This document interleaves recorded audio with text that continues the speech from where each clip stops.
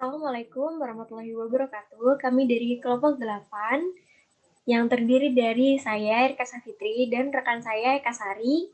Kami akan mempresentasikan hasil praktikum studi kelayakan bisnis dari kelompok kami, yaitu The Secreting by Eka Rika.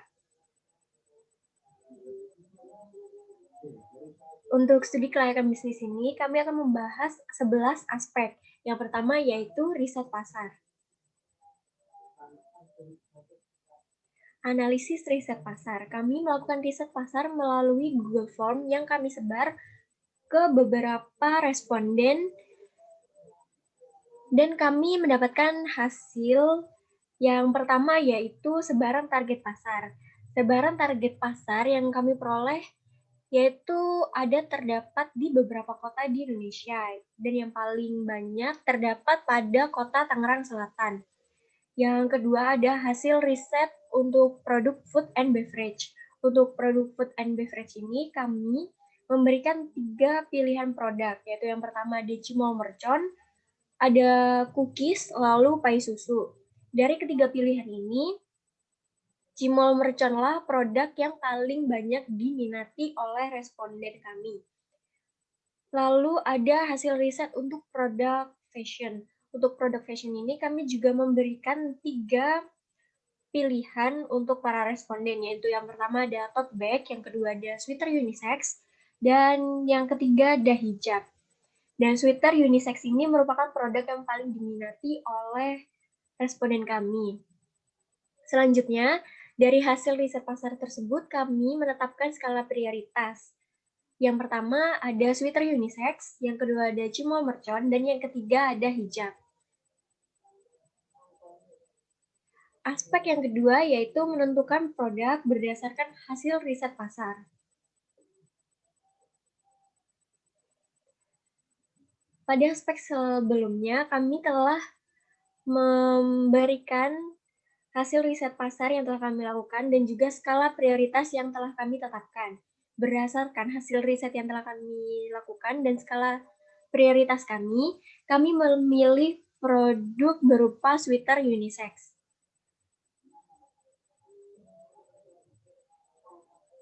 Aspek yang ketiga ada company profile. Pada company profile ini terdiri dari beberapa isi. Yang pertama ada kata pengantar. Eka Rika berdiri sebagai perusahaan dengan fokus di bidang konveksi, khususnya penjualan pakaian sweater unisex. Produk kami tidak difokuskan kepada hanya satu gender saja, tetapi produk kami akan ditargetkan kepada baik wanita maupun pria. Produk sweater unisex ini akan kami beri nama The Secreting by Eka Rika. Company profile ini kami buat sebagai tempat informasi produk yang akan dipasarkan oleh perusahaan kami. Semoga company profile yang kami sampaikan dapat membantu memberikan informasi yang baik dan jelas. Kami ucapkan terima kasih atas perhatian dan kerjasamanya. Lalu, selain ada kata pengantar, terdapat juga About Us, yang berisi Eka Rika didirikan pada tahun 2021 oleh Eka Sari dan Eka Safitri yang berfokuskan pada penjualan produk sweater unisex. Komitmen kami dalam membuat produk yaitu memberikan sebuah value terhadap setiap produk yang kami buat. Distribusi penjualan produk dari Eka Rika nantinya akan dipasarkan di daerah Jabodetabek terlebih dahulu, dan nantinya akan dipasarkan ke seluruh Indonesia. Kualitas produk kami dapat bersaing dengan produk-produk serupa yang telah beredar di pasaran saat ini. Yang selanjutnya ada visi dan misi Secreting by Eka Rika. Visi Secreting by Eka Rika yaitu menjadikan produk Secreting by Eka Rika dapat dipercaya karena kualitas yang baik dan pelayanan yang profesional, serta menjadikan PT Eka Rika menjadi pabrik konveksi yang unggul, terkemuka, pelayanan, dan terdepan kinerja dan dalam menjadi wadah pencetak pengusaha baru. Lalu ada visi Secreting by Eka Rika. Yang pertama, menciptakan peluang pasar di bidang konveksi yang potensial. Kedua, meningkatkan kreativitas produksi dan penjualan yang dikelola oleh karyawan rumahan. Dan yang terakhir ada mengembangkan ekonomi kreatif dan sektor usaha kecil dan menengah di daerah.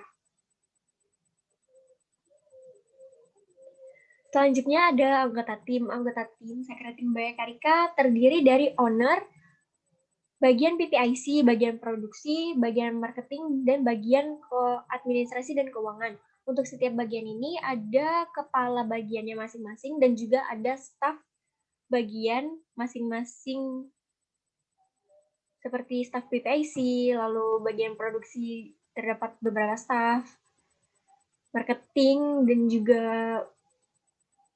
administrasi dan keuangan juga memiliki stafnya masing-masing.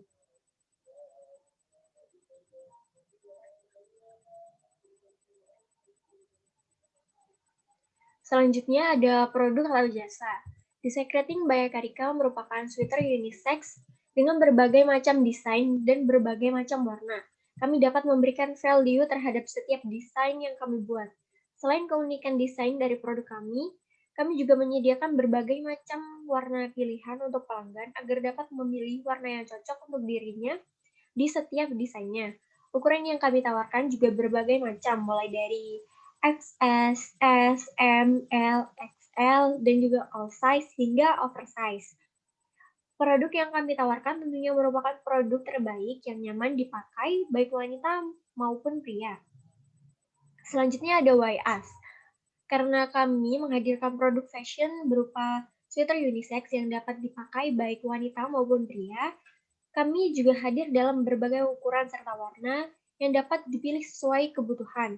Kami juga menghadirkan berbagai macam desain yang dapat dipilih, juga dapat di-custom sesuai keinginan customer. Pengerjaan yang cepat, tepat, dan teliti juga menjadi moto kami.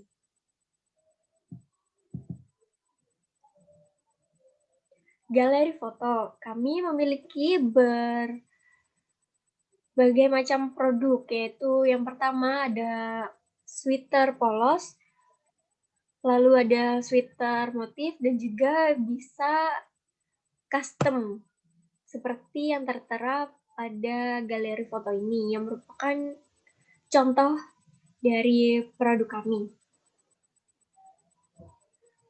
Selanjutnya ada aspek legalitas usaha. Jenis legalitas yang kami pilih itu CV atau Commanded Hire Finance Cap. CV itu merupakan sebuah persekutuan atau kerjasama yang didirikan oleh seseorang yang mempercayakan uangnya atau barangnya kepada pihak lain untuk menjalankan sebuah usaha. Nah, ada dua jenis persekutuan dalam usaha dengan jenis CV ini, yaitu sekutu aktif dan sekutu pasif. Kenapa sih Eka Rika itu memilih jenis legalitasnya CV? Yang pertama itu karena biaya pembuatan atau mendirikan CV ini jauh lebih terjangkau. Yang kedua, nama perusahaan untuk CV juga jauh lebih fleksibel. Dan yang terakhir, dalam pengambilan keputusannya pun jenis legalitas CV itu dapat mengambil keputusan secara langsung. Nah, berikutnya ada langkah-langkah untuk memiliki usaha tersebut. Yang pertama itu membuat akta pendirian CV. Yang kedua, membuat SKDP atau surat keterangan domisili perusahaan, membuat nomor pokok wajib perusahaan, perdagangan atau SIUP, membuat TDP atau tanda daftar perusahaan, dan melakukan pengesahan di pengadilan. Selanjutnya ada aspek pemasaran. Nah, yang pertama itu merupakan hasil survei berdasarkan 10 pertanyaan terkait proses profiling. Berdasarkan hasil riset yang telah kami lakukan mengenai aspek pasar, itu dapat disimpulkan domisili paling banyak itu ada di Tangerang Selatan dengan usia rata-ratanya berada pada rentang 18 sampai 25 tahun. Walaupun paling banyak itu respondennya perempuan daripada laki-laki, namun produk kami itu dapat digunakan oleh unisex sehingga target pasar kami tidak hanya berfokus pada laki-laki saja ataupun perempuan saja. Terus responden yang mengisi riset kami juga mayoritas pekerjaannya itu mahasiswa, status pernikahannya juga belum menikah. Hobi responden itu cukup bervariatif, mulai dari bermain alat musik, futsal, traveling, dan lain sebagainya. Untuk produk, sweater polos merupakan sweater yang paling banyak diminati dibandingkan sweater motif maupun sweater custom. Media sosial Instagram juga merupakan media sosial favorit dari para responden, dan WhatsApp juga merupakan aplikasi chatting paling favorit dari para responden. Selanjutnya, mall merupakan tempat favorit responden di mana di mall kami dapat menemukan calon pembeli dengan mudah. Selanjutnya ada Smart Business Map 7.0 Workbook yang terdiri dari 3 modul. Yang pertama itu ada Flying Field. Kami menemukan masalah dari calon konsumen itu berupa cukup sulitnya untuk menemukan sweater dengan bahan yang nyaman dan desain yang sesuai dengan keinginan mereka. Di mana calon konsumen yang kami tuju itu merupakan laki-laki maupun perempuan dengan rentang usia 18 sampai 25 tahun yang berprofesi sebagai mahasiswa maupun bekerja dan berada di Indonesia, tepatnya di kota-kota besar, serta senang berpenampilan casual dan juga berpergian ke acara non formal. Meskipun kami mengetahui bahwa kompetitor sejenis sudah cukup banyak, namun kami yakin kami dapat bersaing karena kami menawarkan sweater yang mudah dipadu-padankan dengan baju lainnya dan sweater dengan berbagai macam pilihan warna dan desain dan dengan kualitas yang terbaik pula. Modul yang kedua ada modul landscape. Untuk gambaran pasarnya sendiri, Eka Rika itu sangat yakin dapat bersaing di pasar yang ada. Meskipun kompetitor yang sejenis itu sudah banyak dan memiliki kelebihan serta kekurangannya masing-masing. Namun, The Secret Thing by Eka Rika berkomitmen untuk menjadi lokal brand yang selalu mementingkan kenyamanan dan keamanan konsumen sesuai dengan tagline kami, yaitu local brand is better than fact.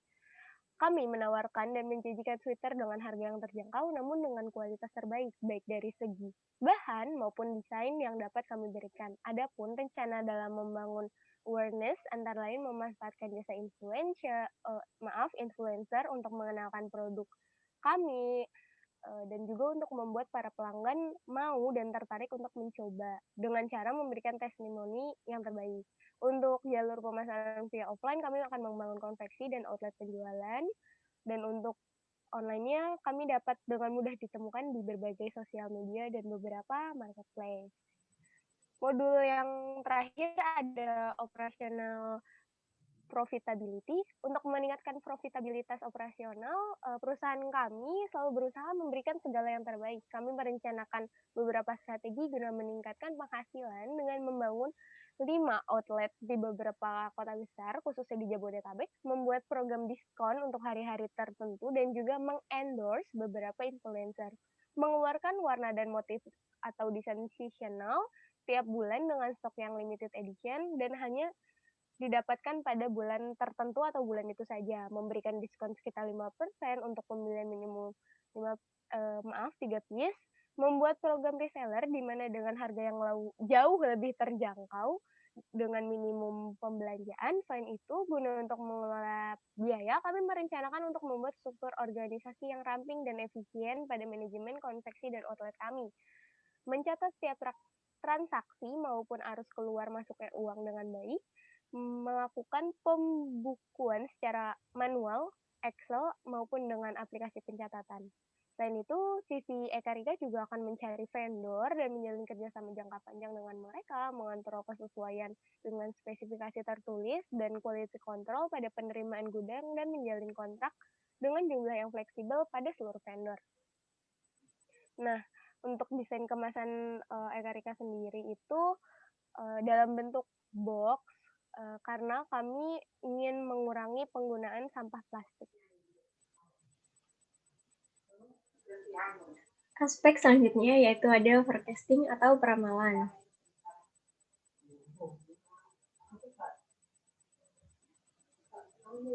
Kami melakukan peramalan pada ketiga produk kami, yaitu sweater polos, sweater custom, dan juga sweater motif. Untuk peramalan, kami menggunakan dua metode, yaitu moving average treatment dan juga exponential smoothing.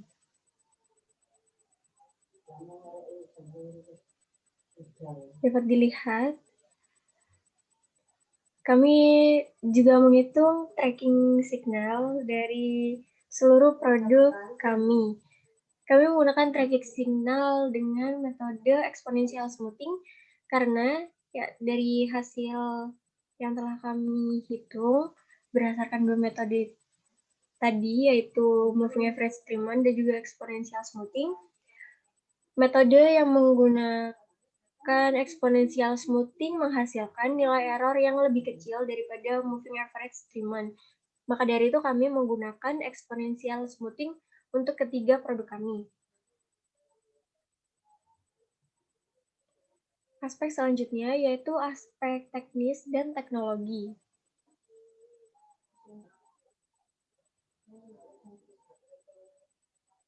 Yang pertama ada layout untuk CV Ekarika. Pada layout ini terdapat beberapa area seperti gudang bahan baku, area pattern, lalu area sewing dan obras, lalu juga ada beberapa fasilitas seperti musola dan toilet juga, dan juga beberapa area lainnya. Selanjutnya ada flowchart. Untuk flowchart kami membagi menjadi dua, yaitu flowchart untuk produk sweater polos dan juga flowchart untuk sweater motif dan custom. Flowchart untuk sweater polos yang pertama yaitu membeli bahan baku. Lalu bahan baku disimpan pada gudang bahan baku. Setelah sudah sampai di gudang bahan baku akan dikirim ke bagian pola untuk dibuat pola dan juga dilakukan fabric pressing. Setelah dilakukan fabric pressing akan dikirim ke bagian cutting yang akan dilakukan cutting. Setelah dilakukan proses cutting, maka akan dikirim ke bagian QC untuk dicek kualitasnya. Apabila kualitas telah memenuhi standar yang ada di Ekarika, maka akan dilanjutkan ke proses selanjutnya yaitu sewing. Apabila kualitasnya belum mencapai yang telah ditetapkan, maka akan dilakukan repair di bagian cutting. Apabila repair tersebut sudah dapat memenuhi kualitas yang kami tetapkan, maka setelah dari proses repair dapat menuju ke proses selanjutnya yaitu sewing. Lalu bahan baku tadi yang sudah di-cutting akan diproses pada sewing. Lalu setelah itu juga akan dilakukan quality control. Apabila kualitasnya telah memenuhi, maka akan lanjut ke proses selanjutnya yaitu akan disetrika. Apabila tidak, maka akan dilakukan proses repair kembali di proses sewing. Apabila repair tersebut tadi sudah dapat memenuhi kualitas, maka akan dikirim ke proses selanjutnya yaitu setrika. Bahan-bahan yang telah memenuhi quality control, maka akan disetrika dan lalu di packing. Apabila telah selesai proses packing, maka akan disimpan di gudang finish good. Maka proses selesai. Untuk flowchart sweater motif dan custom sebenarnya tidak jauh berbeda dengan sweater polos. Mungkin hanya terdapat perbedaan pada cetak sablon. Apabila bahan baku dilakukan cutting, sewing, maka bagian desain akan membuat desain. Dan apabila sweater tadi sudah selesai dilakukan proses sewing dan kualitasnya sudah terpenuhi, maka sweater akan dicetak sablon. Setelah dicetak sablon, maka akan dicek kualitasnya di quality control. Lalu setelah itu prosesnya akan sama, dikirim ke proses setrika yang telah memenuhi kualitas dan apabila tidak memenuhi maka akan langsung dikirim ke gudang finish good karena apabila cetak sablonnya sudah salah atau tidak memenuhi kualitas maka tidak dapat dilakukan proses selanjutnya ataupun dapat dilakukan repair itu tidak bisa maka akan langsung dikirim ke gudang.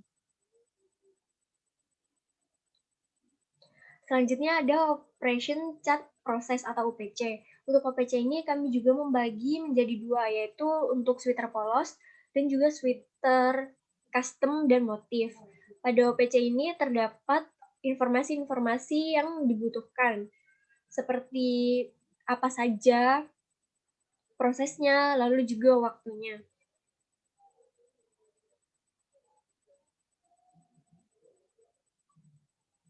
Selanjutnya ada aspek sumber daya manusia.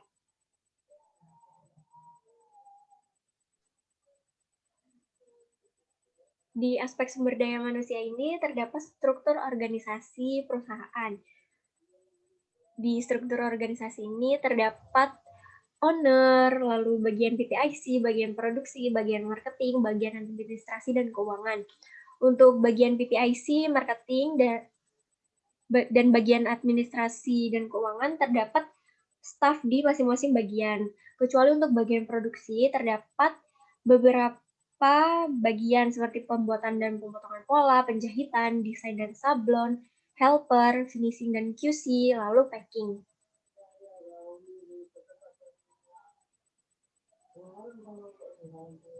Untuk struktur organisasi memiliki job desk-nya masing-masing.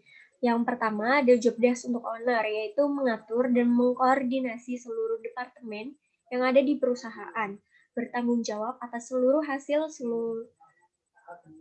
seluruh produksi dan keuntungan di perusahaan, serta kerugian dan kegagalan di dalam produksi dan penjualan. Bertugas untuk mengembangkan usaha dan menemukan peluang atau terobosan baru, lalu mendelegasikan tugas-tugas sebelumnya kepada karyawan. Yang kedua ada administrasi dan keuangan. Untuk administrasi dan keuangan ini memiliki 3 job desk utama, yaitu purchasing, accounting, dan administrasi.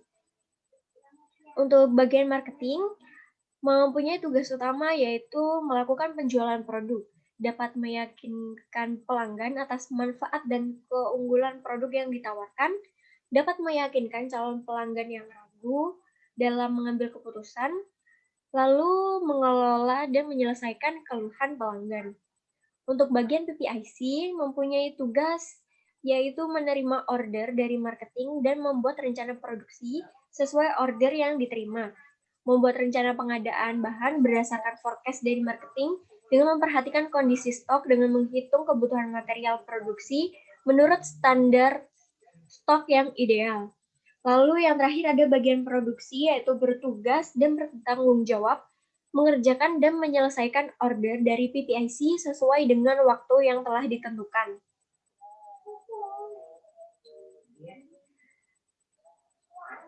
Gaji. Untuk gaji pada Ekarika dapat dibagi seperti berikut. Untuk gaji kepala bagian produksi, kepala bagian keuangan, kepala bagian BPIC, dan kepala bagian pemasaran memiliki jumlah yang sama, yaitu sebesar Rp2.500.000 per bulan. Lalu untuk staf keuangan, staf BPIC, staf pemasaran memiliki gaji dengan jumlah yang sama, yaitu Rp1.200.000 per bulan. Untuk staf produksi, ini terdapat 2 klasifikasi, yaitu untuk yang pertama, untuk bagian pembuatan dan pemotongan pola, helper, bagian finishing, dan bagian packing, mendapatkan gaji 1 juta per bulan. Lalu untuk bagian penjahitan, bagian sablon, dan desain, akan memperoleh gaji sebesar Rp1.200.000 per bulan. Reward dan punishment. Di Ekarika juga menerapkan reward dan punishment. Reward ini dapat diberikan kepada karyawan yang telah mencapai target yang telah kami tentukan. Karyawan yang baik, karyawan yang teladan, maka akan diberikan reward agar karyawan di Ekarika ini dapat lebih termotivasi untuk bekerja dengan baik dan benar. Reward ini dapat berupa 2, yaitu penghargaan finansial dan juga penghargaan non-finansial. Untuk penghargaan finansial dapat berupa gaji, tunjangan, dan bonus. Untuk penghargaan non-finansial berupa pelatihan, rekreasi, dan cuti. Untuk punishment ini diberikan kepada karyawan-karyawan yang melanggar ketentuan yang ada di Ekarika. Untuk punishment ini sendiri dibedakan menjadi 3, yaitu punishment berdasarkan pelanggaran yang dilakukan oleh karyawan, yaitu ada pelanggaran ringan, pelanggaran sedang, dan juga pelanggaran berat. Selanjutnya ada aspek keuangan. Yang pertama itu ada perhitungan untuk praoperasi, dan operasi. Untuk praoperasi, yang pertama itu ada investasi harga tetap. PT Karika sebelum memulai usahanya memerlukan investasi harta tetap berupa kendaraan senilai 80 juta rupiah, mesin dan peralatan senilai 150 juta rupiah, dan inventaris kantor sebesar 25 juta rupiah.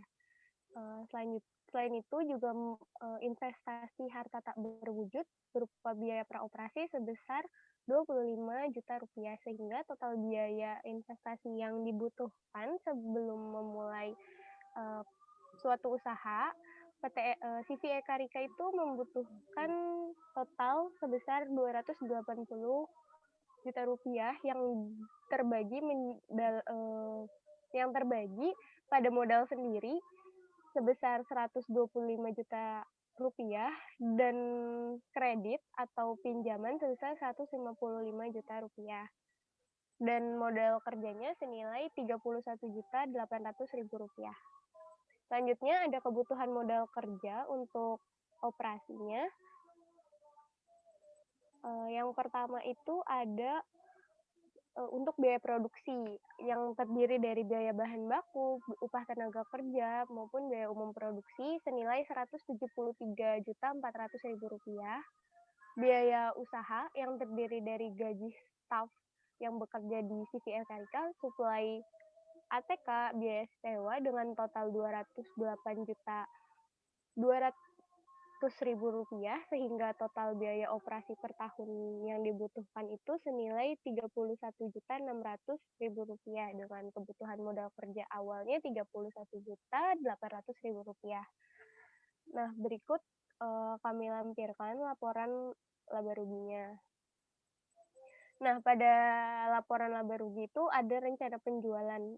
Nah, rencana pada tahun pertama itu senilai 2.500 pieces, tahun kedua 2.800 piece, tahun ketiga 3.000 piece, tahun keempat 3.250 piece, dan tahun kelima 3.400 piece dengan harga jual pada tahun pertama dan tahun pertama itu 150.000, tahun kedua 153.000, tahun keempat 157.000, tahun keempat 163.000, dan tahun kelima 168.000.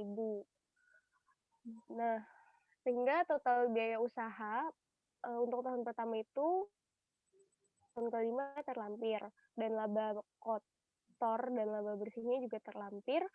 Pada tahun pertama hingga tahun ketiga memang hasilnya masih minus atau CVE Karika itu masih mengalami kerugian. Namun pada tahun keempat dan kelima CVE Karika mulai mendapatkan keuntungan atau mendapatkan laba. Selanjutnya ada proyeksi arus kas. Nah, pada proyeksi arus kas ini tercatat seluruh arus kas masuk maupun keluar yang kami proyeksikan selama 5 tahun. Untuk saldo akhir pada tahun pertama hingga tahun keempat juga CVE Karika masih mengalami minus. Namun pada tahun kelima sudah tidak minus lagi. Selanjutnya juga ada laporan neraca atau proyeksi posisi keuangan. Nah, pada tahun pertama itu total hutang dan modal kami itu sebesar Rp195.582.708. Pada tahun kedua senilai Rp116.498.817. Pada tahun ketiga Rp57.370.645. Tahun keempat Rp103.598.644. Dan tahun kelima Rp178.681.408. Nah, untuk cash flow itu terdapat biaya-biaya terkait hasil penjualan, biaya pokok produksi, laba kotor, biaya usaha, laba usaha, biaya bunga, laba sebelum pajak, laba bersih, penyusutan, hingga penyesuaian bunga. Nah, hasil penjualannya tertera. Untuk biaya bunga, kami menggunakan bunga yang 8% karena mengikuti kebijakan dari bank. Kami menggunakan Bank BRI dengan kebijakan bunga sebesar 8%. Untuk pajak kenapa 0,5% juga kami mengikuti peraturan pemerintah mengenai pajak untuk UMKM. Nah, cash flow pada tahun pertama, CV Eka Rika juga masih mengalami minus senilai minus 15.949.625 rupiah. Namun pada tahun kedua hingga tahun kelima itu sudah tidak minus. Untuk cash flow pada tahun selanjutnya itu tertera. Selanjutnya ada aspek lingkungan industri. Nah, pada aspek lingkungan industri ini kami melakukan analisis SWOT beserta strateginya. Yang pertama itu ada analisis kekuatan atau strength. Kekuatan dari sisi Eka Rika menurut kami adalah daya saing produk garmen nasional di pasar internasional itu tergolong tinggi. Dasar kekayaan budaya atau etnik nasional yang beragam dan unik sehingga memiliki nilai jual yang cukup tinggi juga. Selanjutnya, sarana dan prasarana produksi telah tersedia dan image maupun di luar negeri juga telah terbentuk. Selanjutnya, analisis untuk kelemahannya. Yang pertama, ada sebagian dari kapasitas mesin jahit adalah mesin jahit konvensional. Spesialisasi dalam industri juga masih kurang, sehingga efisiensi produksi secara keseluruhan masih rendah, dan lingkup usaha yang masih kecil. Analisis untuk peluang atau opportunities-nya itu yang pertama, peluang pasar dalam negeri cukup besar, potensi ekspornya juga cukup besar, dan terdapat goodwill dari pemerintah untuk memperhatikan industri ini. Untuk analisis ancamannya, yang pertama tuntutan konsumen semakin tinggi, ongkos modal meningkatkan daya saing dari negara-negara pesaing lapisan bawah yang memiliki bahan baku atau upah tenaga kerja yang rendah.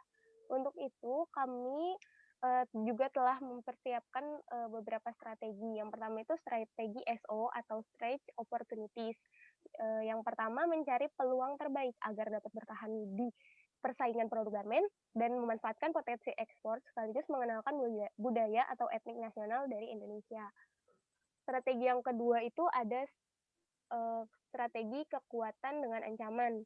Yang pertama, mengerti akan kebutuhan konsumen, menemukan investor, mencari supplier bahan baku dengan kualitas dan sarana, yang sama tetapi harganya lebih terjangkau, menciptakan keunikan produk.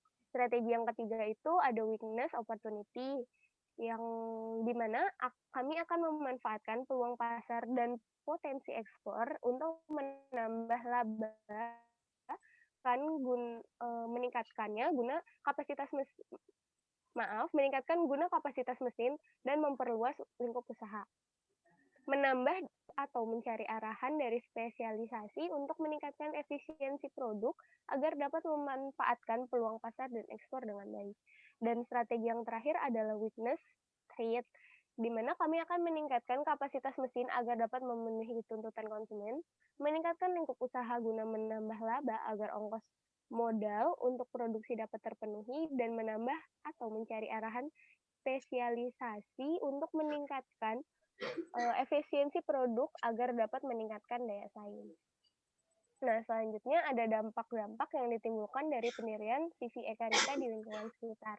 Ada dua dampak, yang pertama dampak positif dan dampak negatif. Untuk dampak positifnya ialah satu, menambah penghasilan penduduk, memberikan kontribusi terhadap lingkungan, memperluas lapangan kerja, pemilik dapat menjadi donatur pada kegiatan-kegiatan yang diadakan oleh lingkungan, serta mengurangi ketergantungan dengan negara. Nah, meskipun dampak positifnya cukup banyak, namun tidak dipungkiri terdapat dampak negatif.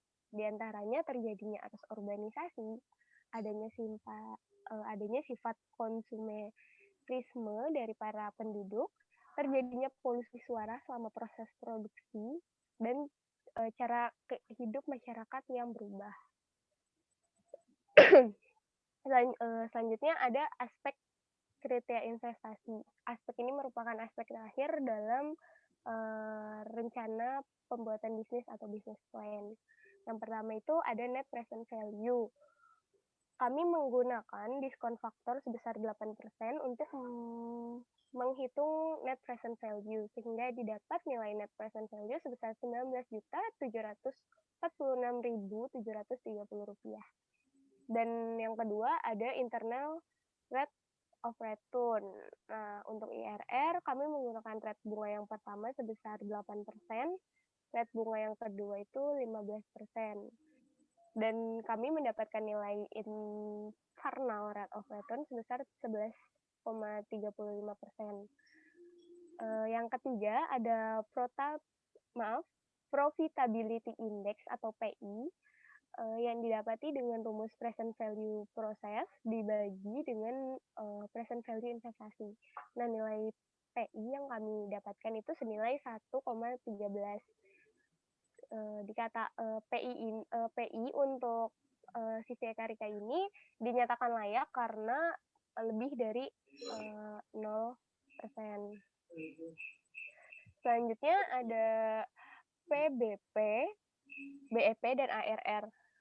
PBP atau payback period merupakan perhitungan guna mengetahui kapan suatu usaha itu akan balik modal atau investasi itunya akan selesai. Nah, untuk CV Ekarika sendiri itu mengalami payback period pada tahun ketiga, bulan keempat, hari ke-34 atau selama atau 3 tahun 5 bulan 4 hari. Selanjutnya ada analisis BEP atau break even point, di mana kami akan menghitung di titik mana perusahaan kami akan mendapati titik impas, di mana titik impas itu sama dengan jumlah uang yang kami keluarkan dalam proses. Dalam analisis BEP dibutuhkan harga tetap, harga jual, biaya variabel, volume produksi, biaya variabel per unit. Dan untuk BEP unitnya pada tahun pertama kami dapati sebanyak 1.370,2, pada tahun kedua 1.337 unit, pada tahun ketiga 1.311 unit, pada tahun keempat 1.260 unit, dan tahun kelima 1.226 unit. Nah, BEP unit ini menunjukkan bahwa pada penjualan sekian unit tersebut, CV Ekarika akan mengalami BEP. Untuk BEP rupiahnya tercantum untuk tahun pertama dan tahun kedua. Untuk yang terakhir ada ARR dengan rumusnya yaitu biaya laba tahunan dibagi biaya investasi.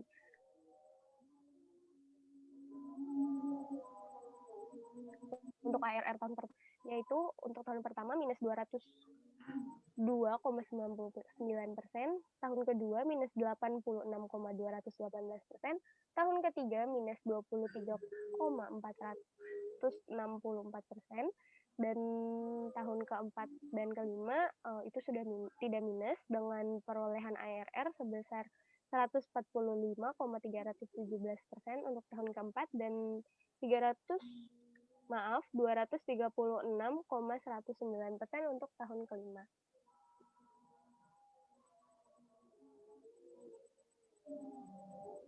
Oke, sekian presentasi mengenai hasil